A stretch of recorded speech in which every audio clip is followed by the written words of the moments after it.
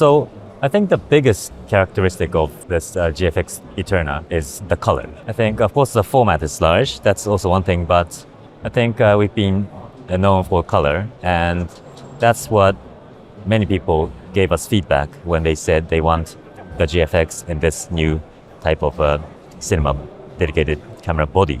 And so our color reproduction is definitely one unique point. What's new in filmmaking technology this week? News, reviews, education, insights, opinions, and ideas from the CineD newsroom with Nino and Johnnie Bahiri. This is Focus Check, the weekly Cinetech podcast. Welcome to episode 38 of CineD Focus Check. Hi, Johnnie. Hi, Nino. How are you? You're not even here. You're in Japan, right? Let's beam you there. Hi, guys. I'm Johnnie from CineD, and this is part of our Focus Check, our podcast, and I have a special guest here, Yuji-san. How are you? I'm good, thank you. Good to see you again. Good to see you again, Johnnie. Nice to see you. Nice to see you. So, of course, the center of attention is the GFX ETERNA cinema camera. And yes. We call it filmmaking camera. Filmmaking. Yes. That's actually a point which is very interesting because it's a semantic thing, but it's very important. So why actually filmmaking camera and not cinema camera? Well, it's because of our heritage. You know, like this year is actually we're celebrating our 90th anniversary at Fujifilm, and we first started with the production of actually the film stock for cinema. So, you know, we care about, of course, film, and we've had a lot of film stock, and now we're back on the filmmaking. So who actually came up with the name?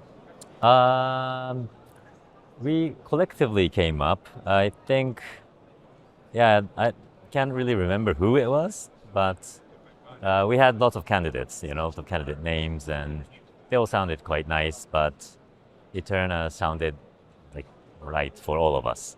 Yes. Very nice. So I know that I heard that this camera was in the making for at least 2 years. Tell me a little bit about the process, because Fujifilm is first and foremost a company that makes photo cameras next to the different like film before and so on.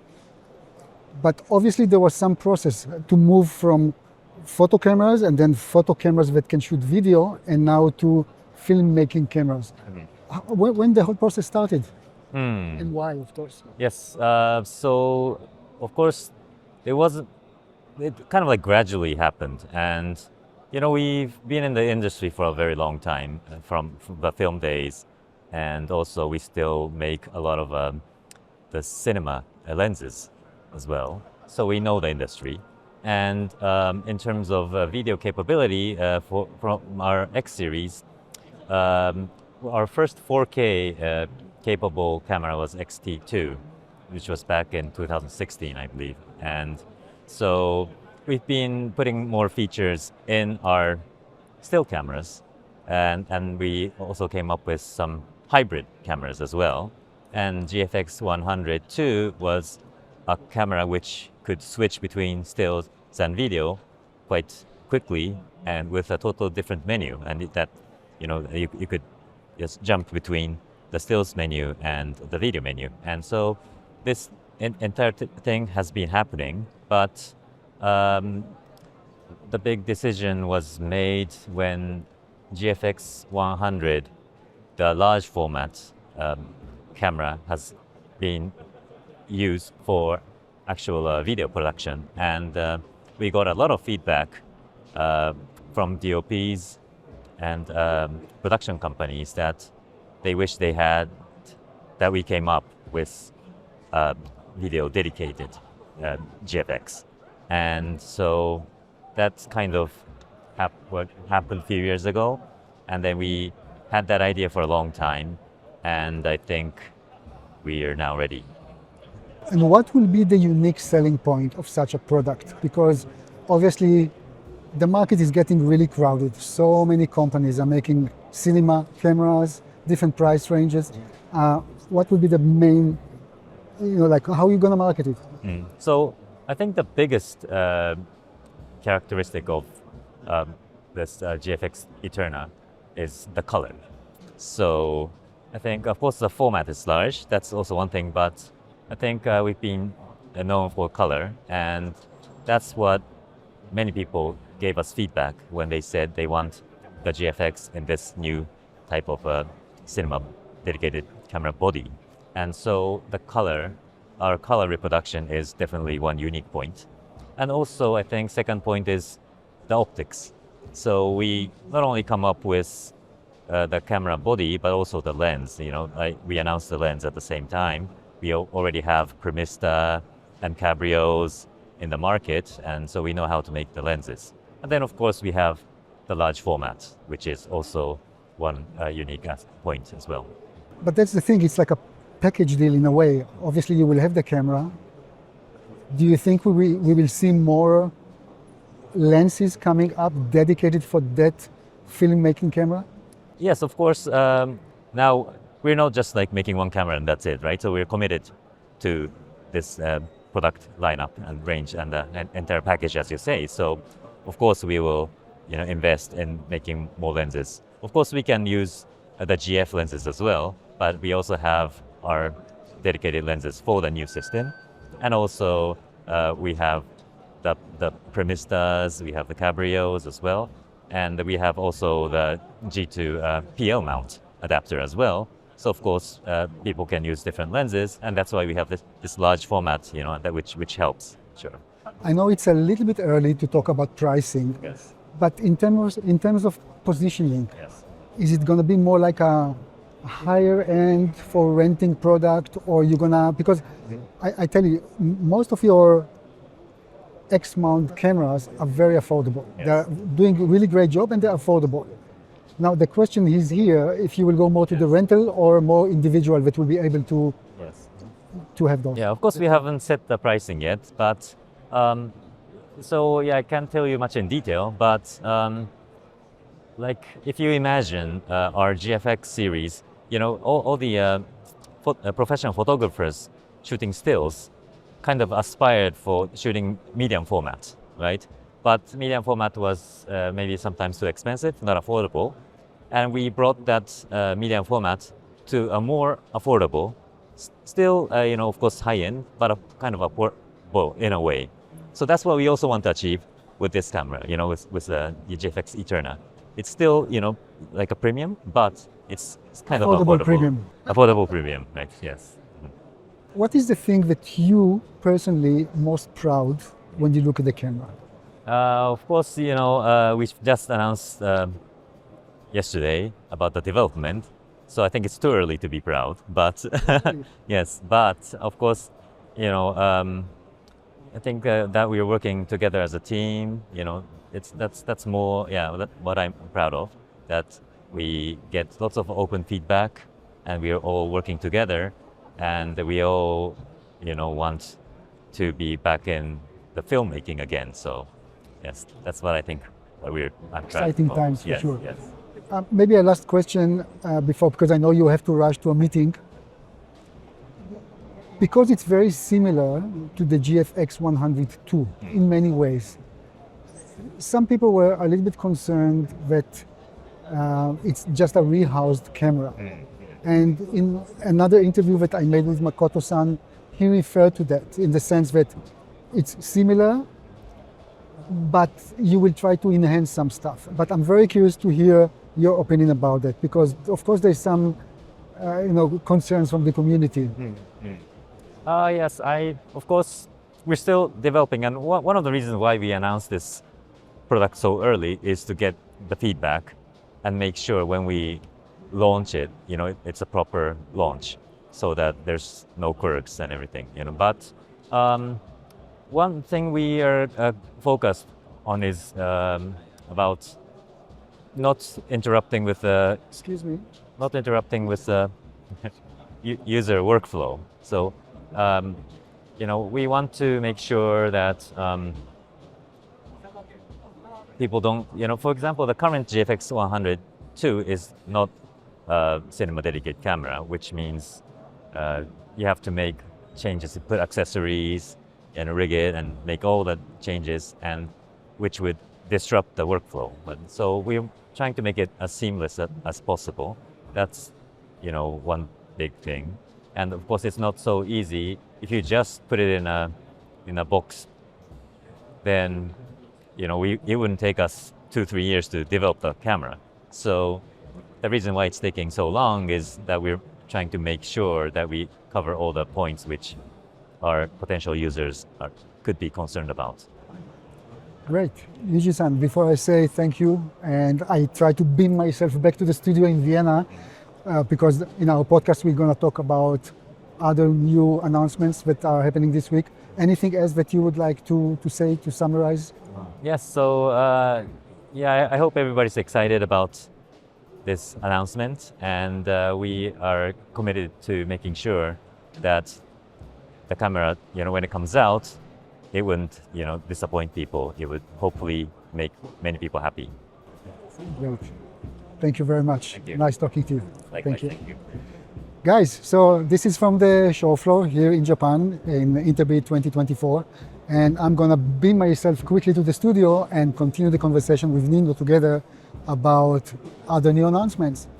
And we're back from Japan. That was really great. But there are a lot of new announcements this week, which are, let's actually dive right into it. Talk about the new Apple updates of Final Cut Pro for Mac, iPad, and also Final Cut Camera for iPhone. We also have a new Rode consumer product, I would say, for mobile phone recording of, like wireless audio transmission. You just summarized it all. I just don't need to talk about it. We have new Supreme Zooms from ZEISS. But let's start with Apple. So actually that was a big one, I think, this week. For the first time in a very long time, we're getting a major update to Final Cut Pro. Now, did you know how long Final Cut Pro in general has existed? I guess almost.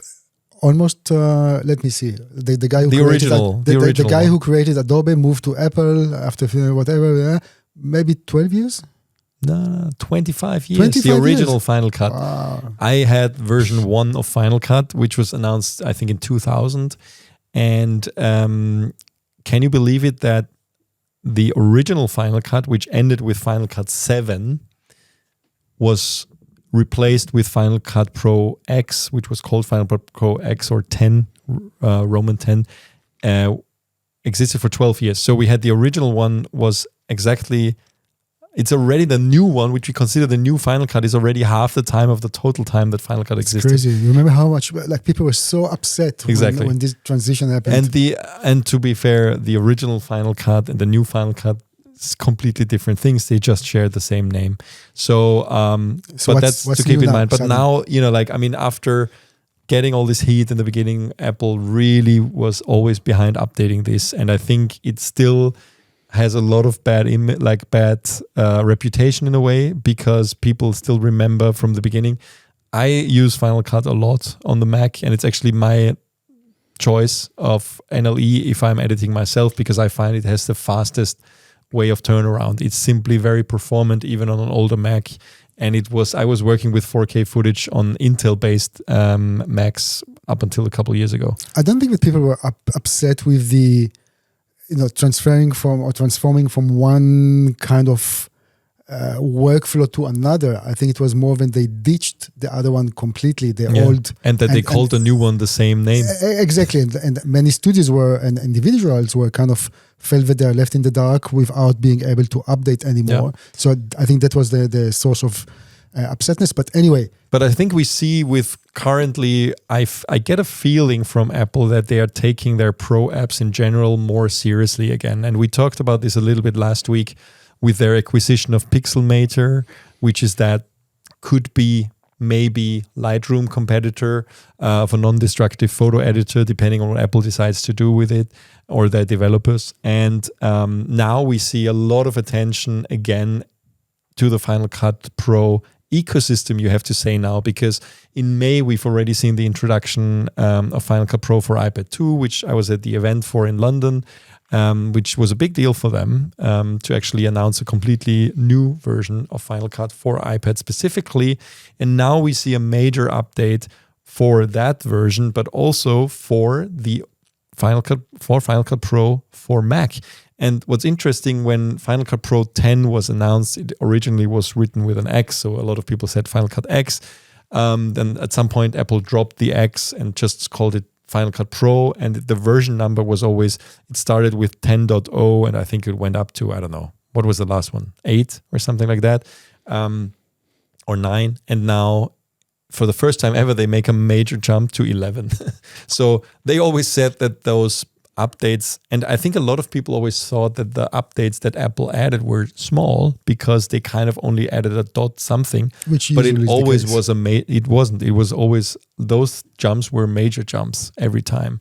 But now they're really making the big leap. Probably they ran out of numbers after 9. After the dot. After 9. So they had to jump to 11, but it is a big update, I have to say. And there are a lot of new, really cool features being added to Final Cut Pro for Mac, and let's start with that. So Final Cut Pro 11 now has a lot more AI-enhanced features, and the major one is called Magnetic Mask.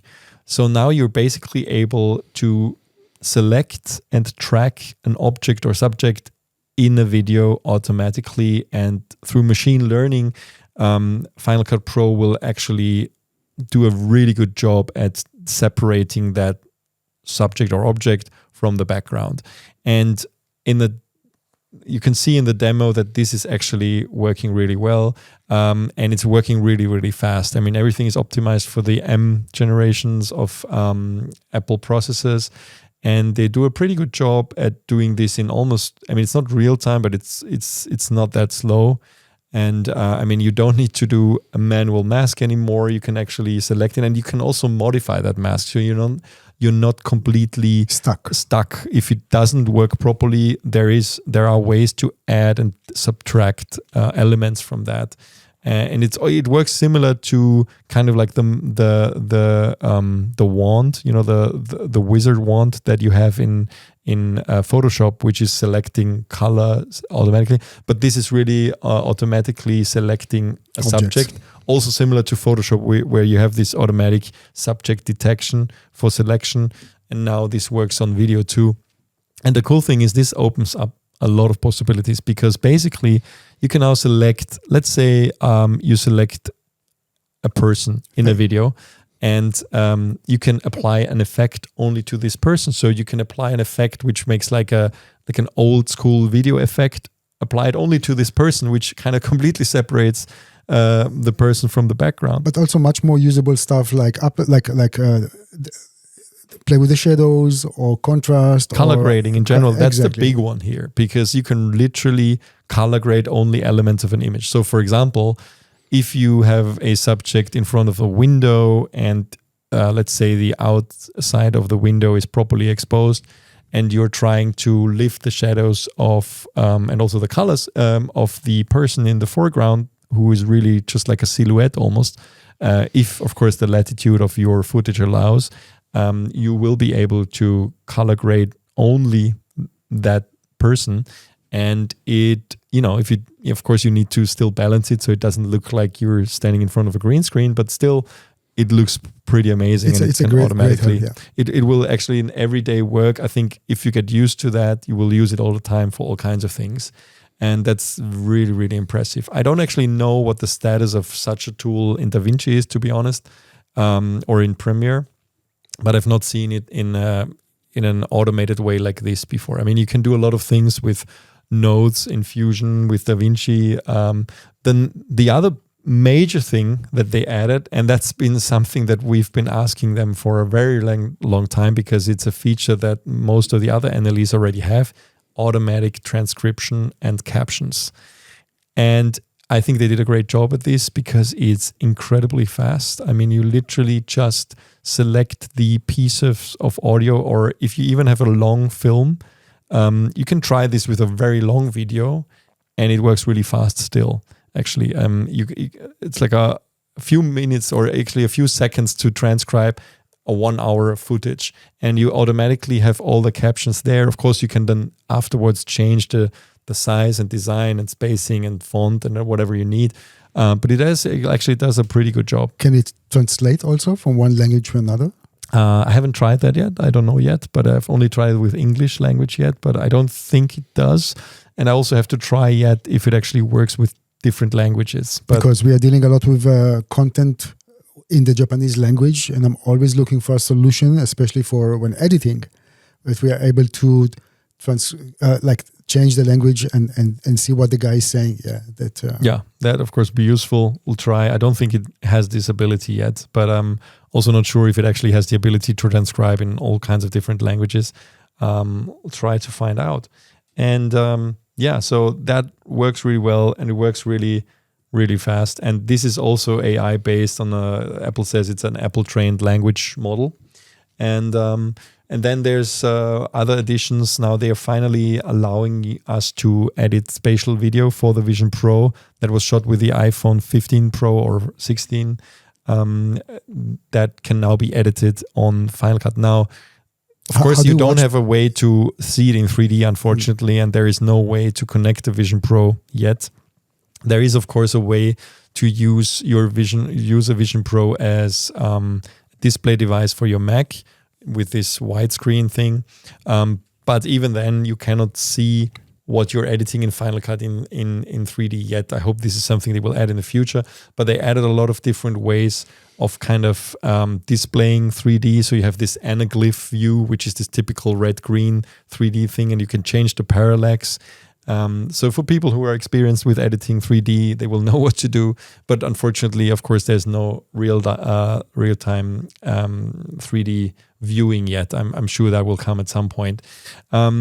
You can also share the spatial video with Vision Pro users through Vimeo, which we reported about before, because Vimeo now supports Vision OS. They have a Vimeo app for Vision OS, which is coming later this year, but they already announced it. And through that app, you will be able to watch these videos, which is something we talked about on the previous podcast with Christoph Tilly from MXR Productions, because so far, I mean, he actually was working on immersive video, which is actually the high-end version of that, where there's a difference, right? Spatial videos are the ones you shoot with the iPhone, which are kind of displayed in a window, and they don't give you 180 degrees. They only give you whatever the camera films with the normal 1x camera in spatial.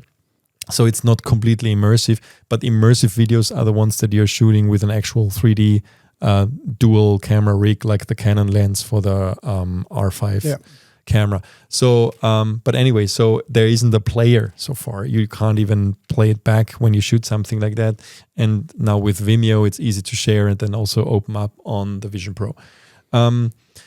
There's a lot of enhancements to actually video editing. So it's, for example, you can the magnetic timeline was enhanced.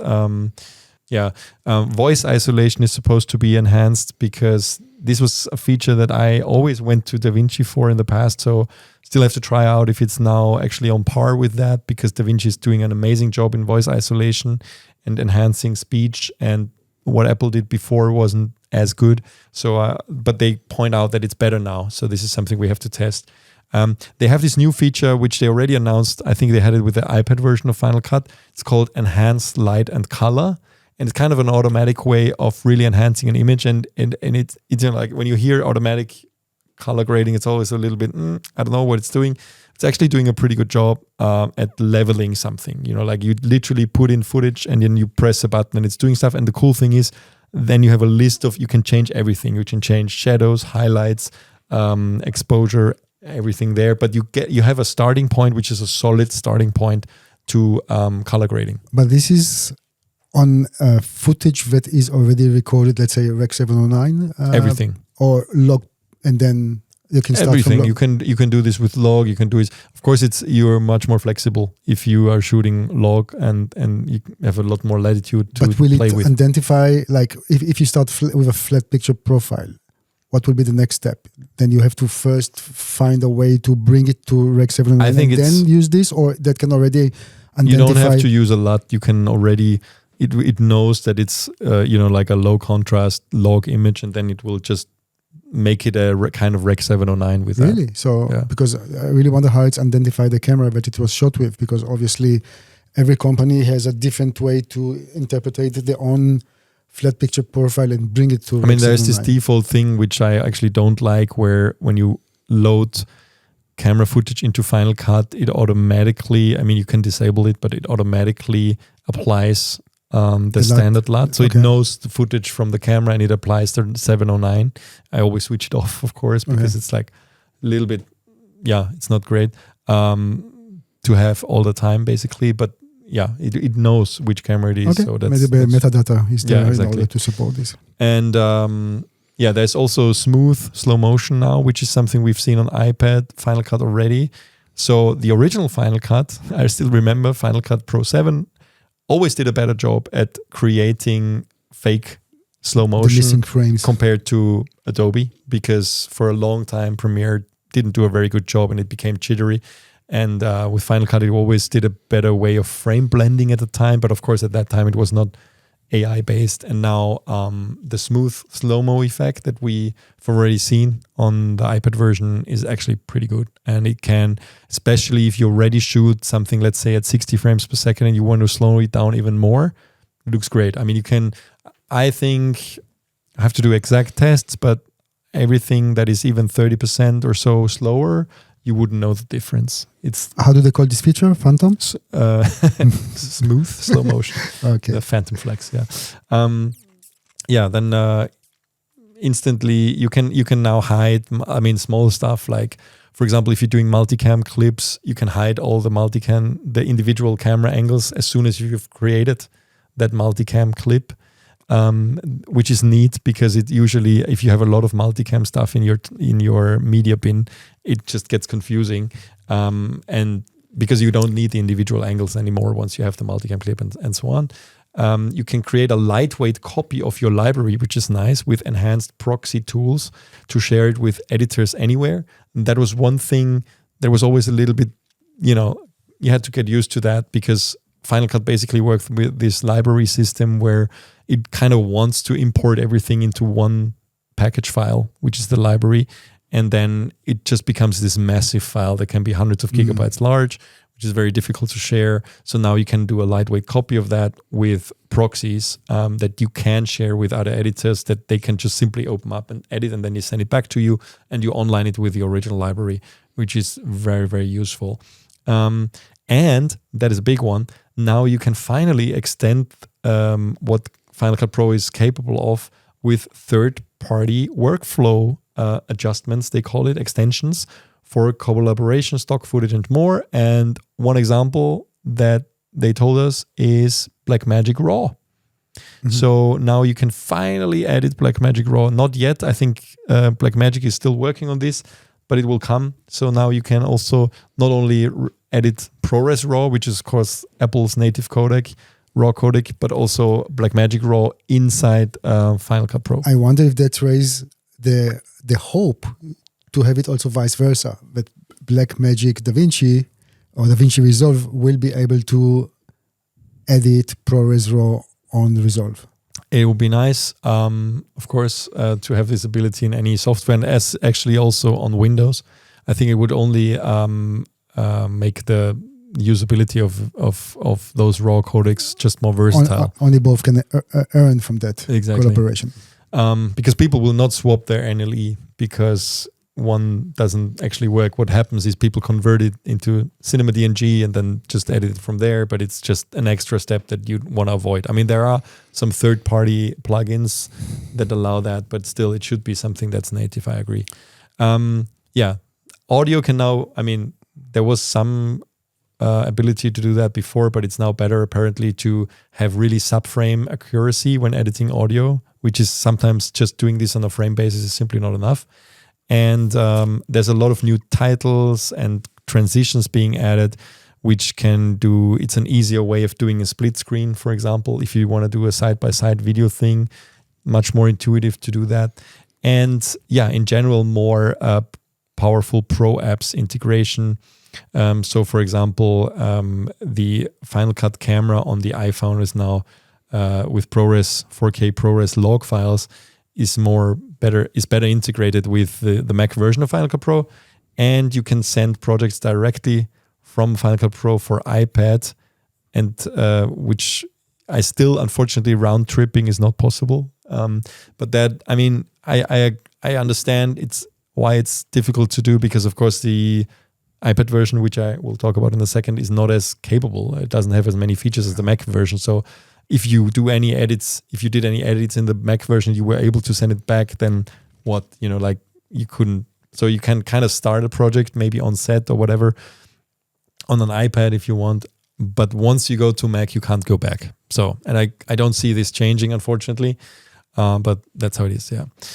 Good. So that's Final Cut 11 for Mac. I think especially the magnetic mask and the transcribe to captions are two features that were really missing, and especially the captions was missing, and the magnetic mask is something you don't want to miss once you start using it. So I'm very excited to being able to have that. And the cool thing is, the first thing I thought when I heard Final Cut Pro 11, is that the reason why they might actually for the first time charge again for it? But they're not.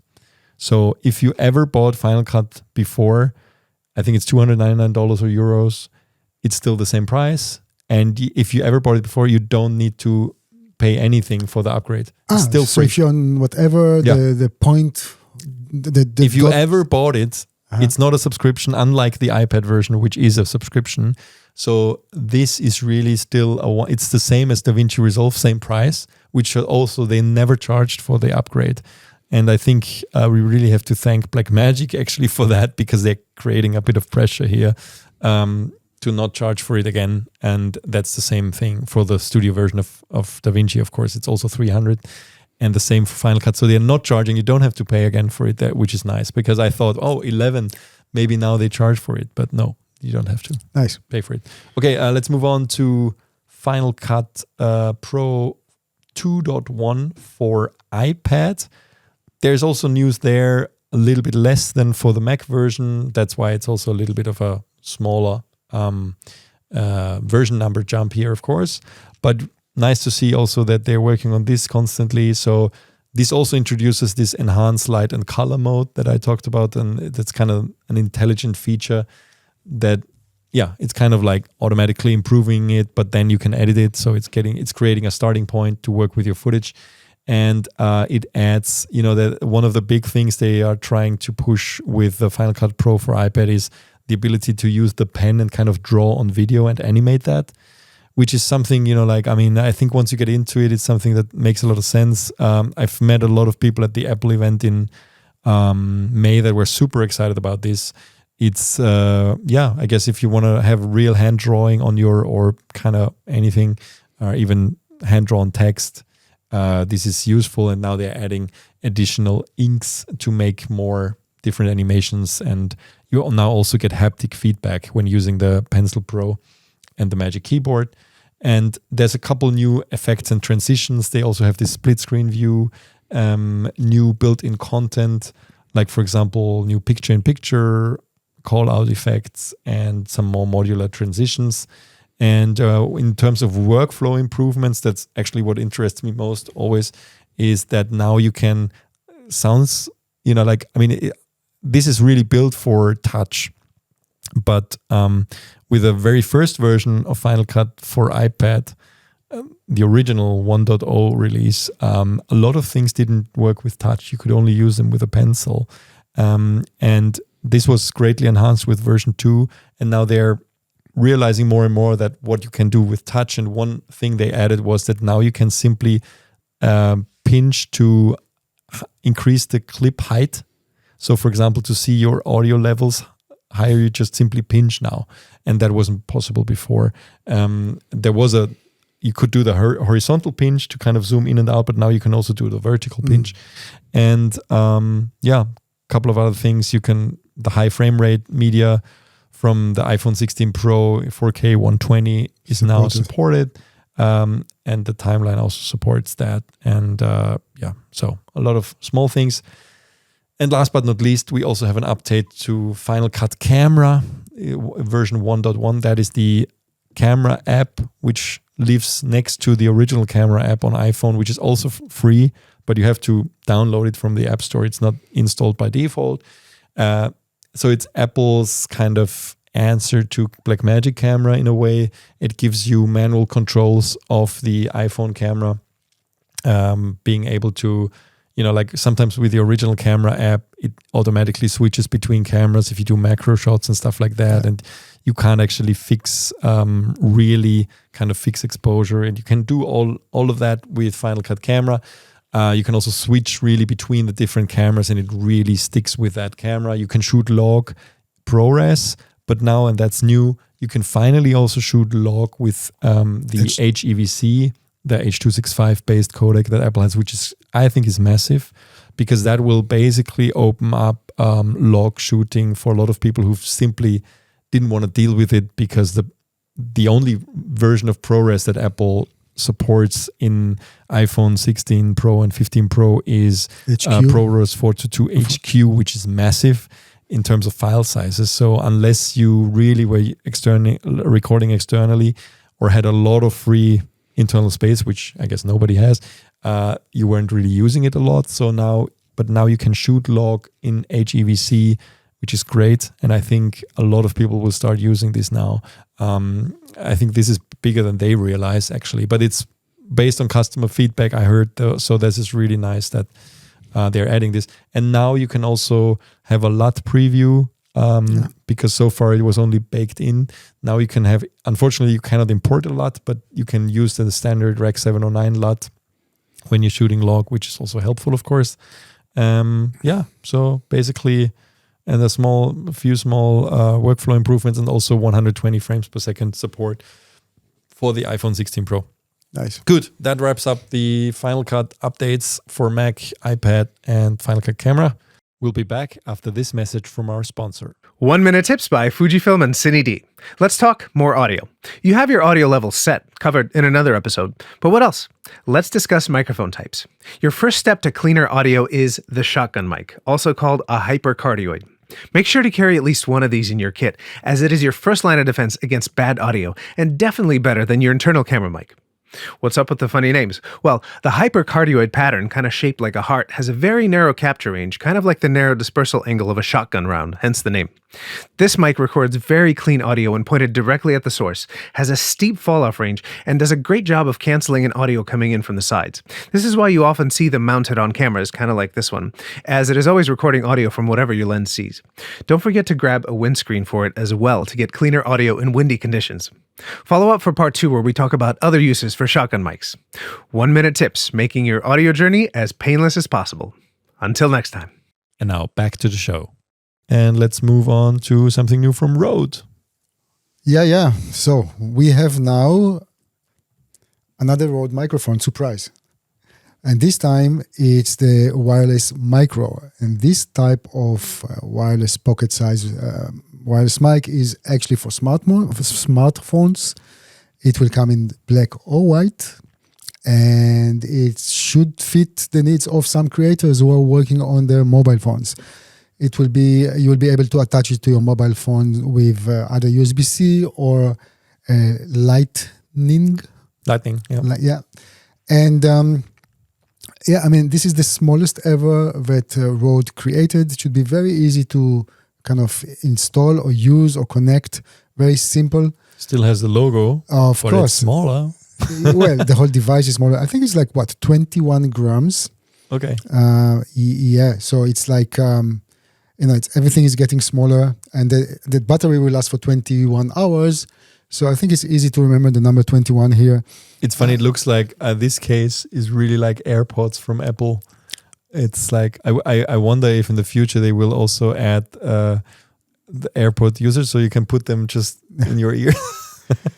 Yeah, so no, but everything should be automatic. The pairing is automatic, and again, what really they had in mind here is how easy it is to use those microphones. It will come, 2 microphones actually in the kit, and so 2 transmitters, and the receiver is kind of being attached to the mobile phone itself. And you can, of course, work with the Rode's free iOS video app. Yeah, so in order to record and control the sound. But I guess you can also just use the normal camera app, no? Because if you have the I guess so. I mean, they just write that it works with their own in terms of controlling. It's not that we touched that yet. Yeah. This is something to check. I mean, for people who are not seeing the video version of this, I mean, I think it's less than half the size of the Rode Wireless or Wireless Pro. Yeah. At the sender. So this is, I mean, we in the last episode we talked about the new Sennheiser and the new Saramonic wireless audio transmitters, which are all a little bit bigger, but complaining about that. Those are, I was complaining about that. You know, more and more people use them without lav mics, so you see them all the time. But this one is actually quite small, so it's big. It's still bigger than an actual lavalier mic, but it's actually more manageable. I think. But this is really they're after the Holyland Lark M2 wireless microphones. Those are really button sized. Yeah. So yeah, that's true. They are round, and this one isn't round. It's like a rectangular shape, but smaller than the original wireless. Yeah. So what can I say? I mean, it's probably helpful for some, but for me somehow it looks like more of the same. Like it's just joining the big crowd. Everybody's going in the same market. Exactly. And yeah, I think they are just realizing that the creator market is probably quite a bit bigger than the filmmaker market. That's right. And I think at the end, what's really important is the sound quality here, because we are always talking about a lot of other features and how it looks and how it charged, but we sometimes forget the actual, we need really to know how is the audio quality. One thing that they do have is some kind of like a windshield on the microphone themselves. So that's already one layer of protection when you work outdoor, and the kit will come with dead cats or windshields. But I have to say one thing, I mean, this is really about convenience, and one of those, I mean, if often you do these spontaneous recordings with your phone because you don't have another camera with you, but I never so far have taken one of those systems with me simply because even the charging box is relatively large. I mean, it's not something that you would put in your pocket.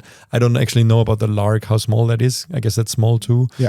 But this one really looks like the case of the case for AirPods, a little bit bigger, and it's literally something you could just have in your bag or even pocket, meaning you could spontaneously just put that in if you decide to suddenly, have a voice recording of somebody or yourself in front of the camera.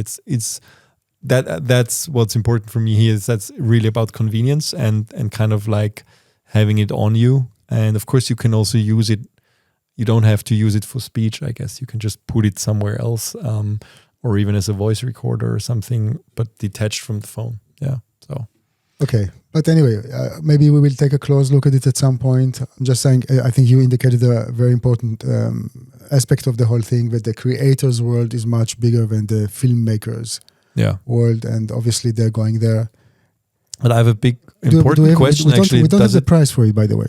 No, at the time of the recording, we don't know it. But honestly, one thing I can't see on the images, maybe you saw it in the press release, does it have a lavalier connector? Does it have a 3.5? No. Oh, you can't even use it with a lav. No, that's not. Okay. It doesn't. There's no aim for that. But I'm just shape-wise. Theoretically, I thought that it could, because on the Holyland Lark that there's not even a way because it's like round. But for this, I thought it's maybe possible. No, use it or lose it. Well, I think it's easy to lose. I lost AirPods once, so. Okay, let's move on to the last piece of news we're going to talk about this week, which is new lenses from ZEISS, high-end lenses, and they're called Supreme Zoom Radiance. And of course, they are made to supplement the Supreme Primes that they have already in the market. Now, the Supreme Primes were made to kind of really have high-end zooms under the ZEISS brand, which are not ARRI, and kind of like adding something on top of their lineup that is also has a bit of a character, is not completely flat in a way. So the Supreme Primes are known to have this blue lens coating that is quite popular, and they are also, they're supposed to match quite well with the very popular Canon K35s. And that should also be true with the Supreme Zooms, but of course adding this flexibility that zooms have. I think the focal ranges are quite nice because they really cover the full range you need. It's 15 to 30, 28 to 80, and 70 to 100. Full frame, all of those, yeah. Full frame, all of them. And that's one of the issues. Usually, many of the lenses zoom lenses made by other manufacturers simply start the focal length is too high. Like if it's 24, it's still okay, but 28. this is 28-80, but you have the wider one, the 15 to 30, and I think that's a very nice lens. And as far as I was told by ZEISS before, actually the problem is if you add even 1 millimeter, the lens much itself bigger. becomes much bigger, which is why we see more and more lenses also from Sigma, for example, in this starting with 28. So they even, because the idea is you will add this wider one. So you kind of swap at around 30 millimeters, you swap to the other one. But I'm actually quite interested to know what our audience are using. I mean, I personally like more the wide side of the lens, and like I'm okay to compromise on the tele side. I really wonder how you guys, if you prefer to have a more tele on the zoom lens than the wider possibility. I just think that wide shots are very nice. Yeah. I agree. I mean, this is, I mean, it is kind of 28. 28 is not wide anymore. But I think the idea is that this middle one, if they start at 28, is really a portrait zoom, because everything between 28 and 80 can be considered like a portrait, because you can shoot nice people shots with 28. With 24, a bit too wide, I guess. But we are used to this. We're used to this from the photo lenses, that they are always 24-70 in a way. And 15 to 30, of course, I think it's also because of gimbals. That's the perfect range for gimbals. You don't really want to go longer than that, but you also don't need wider than that. So if I'm shooting on a gimbal, you're usually in that range, and I think that's something they had in mind. Maybe in general. I mean, they're not the only ones, but I mean, it's nice that more is added here. And how about the mounts for those lenses? I don't see it here, but I'm guessing it's probably LPL. We see it here. It looks like PL with electronic transmission, of course, and ZEISS is big on their lens data. So all of them are equipped with these XD connector to deliver lens data for VFX. There is a film that was shot, like the promo film is a short film. I think it's called My Vision. It was shot by our friend Markus Förderer, ASC, who was actually on this podcast before to talk about his lens flare project. It's interesting for me to see that he's actually working outdoor with a monitor and not EVF. Interesting. Well, he's younger and has good eyes, I guess. Okay. But I mean, it's not always easy. You will need to rig it up. What if you use a viewfinder? You will have to have it on the shoulder, no? Can we see what camera he's using here? There must be an Alexa, I guess. No, it's a red. It's a red. That's a red V-Raptor 8K. He's big on red cameras. So, okay, interesting. Yeah, it's a V-Raptor 8K with a small HD. So that also means, of course, that those lenses can resolve 8K. When you see this, you can see shots of the short film as well, which will be out by the time you see this. So, do you have a price for those lenses? No, I don't have price, but I'm sure they will not be cheap. But they will be shown around during Camera Image in Poland. And they will also have a seminar there with Markus and their senior expert optical designer, Benjamin Filka. So and also at Interbi, most probably because ZEISS Japan is very strong. Okay, thank you, and thanks everybody for watching. Stay tuned to CineD for a lot more from the industry, new reviews and everything. A lot of it is in the works. And also don't forget to subscribe to the podcast. Please give us a like on Apple Podcasts, also Spotify. Leave a comment, share it with a friend, whatever you want to. We want more audience. And see you next week. Thank you.